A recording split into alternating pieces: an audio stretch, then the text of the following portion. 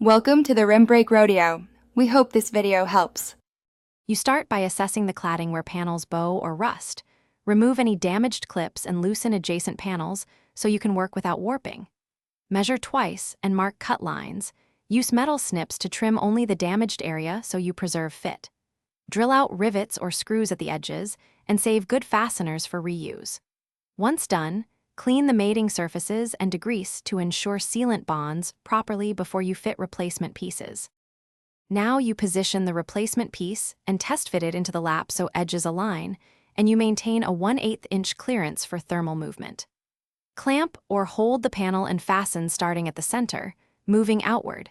Use self-tapping screws or pop rivets spaced about 150 to 200 mm to prevent buckling. Make sure to apply a continuous bead of exterior-grade sealant along the lap before final fastening, so water can't track behind the cladding once the panel is secure.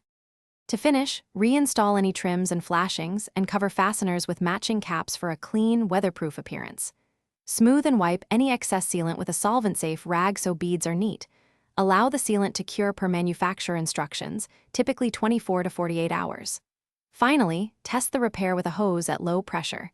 If you see seepage, reopen the joint, add more sealant, and refasten.